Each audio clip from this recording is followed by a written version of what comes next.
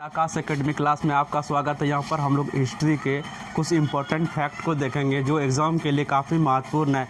आइए स्टूडेंट, सबसे पहले हिस्ट्री के हायरार्की को समझते हैं। जो अंग्रेज़ों ने यहाँ पर शासन व्यवस्था जो रेगुलेटिंग एक्ट के दौरान लगाया था, उसके बाद जो उन्होंने नकेल कसने लगा शासन व्यवस्था पर और यहाँ की जो भूमि थी उस पर किस प्रकार की व्यवस्था लाई जाए ताकि उसे अधिक से अधिक टैक्स वसूला जाए। क्योंकि उस समय जो कंपनी थी, जो शासन व्यवस्था थी अंग्रेज़ की, वो कंपनी के अधीन थी और उसका मकसद था ज़्यादा से ज़्यादा आय प्राप्त करना ताकि जो है अपनी सुदृढ़ता को मजबूत किया जाए। तो उसी के दौरान यहाँ पर रैयत बाड़ी व्यवस्था को वो लाते हैं। रैयत बाड़ी व्यवस्था के में देखेंगे हम लोग कि रैयत बाड़ी जो व्यवस्था है वह कितने एरिया में लगा, कितने एरिया में, तो 51% एरिया में जो रैयत बाड़ी व्यवस्था को लाया गया।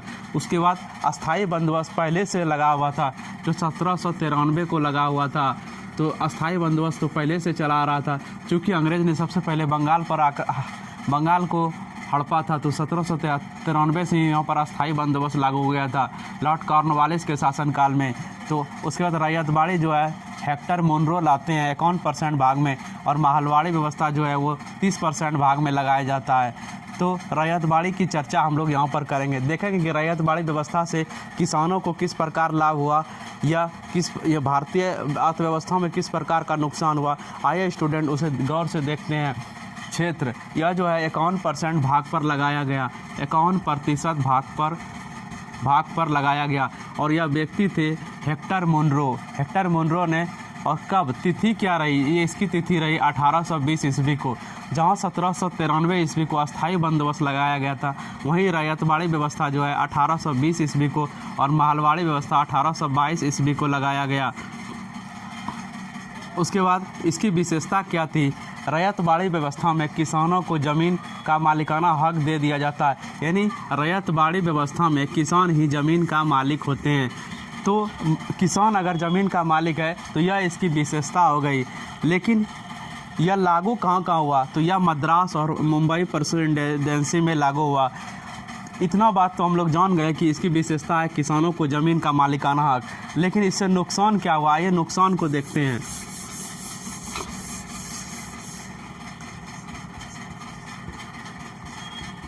क्या क्या लॉस हुआ?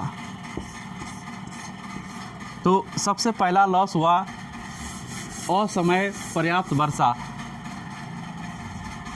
कृषि में उच्च टैक्स, टैक्स जो है, नुकसान इस प्रकार हुआ कि कृषि में जो है ना उच्च टैक्स लगाया गया।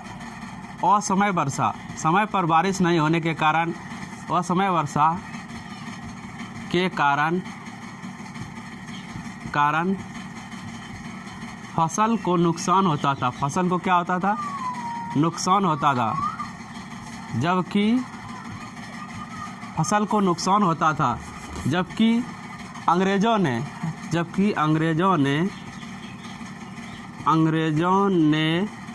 तय की गई राशि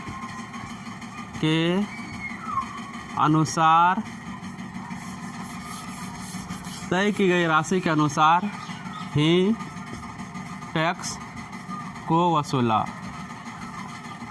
यानी यहाँ पर रैयत बाड़ी व्यवस्था में क्या हुआ? कृषि में उच्च दर लगा दिया अंग्रेज़ों ने। असमय वर्षा होता था, मौसम सही नहीं रहता था, फसल को अगर नुकसान हो जाता तो उसकी भी भरपाई करना पड़ता था किसान को। ऐसे में क्या हुई? भारतीय अर्थव्यवस्था को भारी नुकसान हुआ, जहां किसानों की स्थिति दयनीय हो गई। किसानों की स्थिति क्या होगी? दयनीय हो गई। किसान की स्थिति यहाँ पर लिख सकते हैं, किसान की स्थिति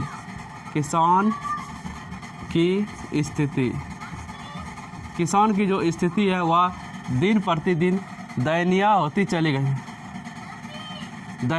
चली गई और भारतीय अर्थव्यवस्था कहीं ना कहीं चरमराने लगा। यानी रैयत बाड़ी व्यवस्था में भले ही ज़मीन किसान के पास आ गई हो, लेकिन उसका मालिकाना हक उस प्रकार नहीं था जिस प्रकार होना चाहिए। क्योंकि अंग्रेज़ों ने एक जो टैक्स है वो निर्धारित कर दिया था, और यह निर्धारित करने का कारण था कि उन्हें अधिक से अधिक आय की प्राप्ति होनी चाहिए। वो सोचते थे अधिक से अधिक आय मिले। इससे कोई मतलब नहीं है ज़मीन पर उपज का स्तर क्या है, उन्होंने भूमि को उस आधार पर नहीं किया। रैयतवाड़ी व्यवस्था का बहुत सारा दोष है, क्योंकि ज़मीन सभी जगह उपजाऊ नहीं थी, फिर भी अंग्रेज़ों ने यह व्यवस्था मुंबई और मद्रास प्रेसिडेंसी में सभी जगह समान रूप से लागू कर दिए। आगे चलकर यह व्यवस्था फेल हो जाती है।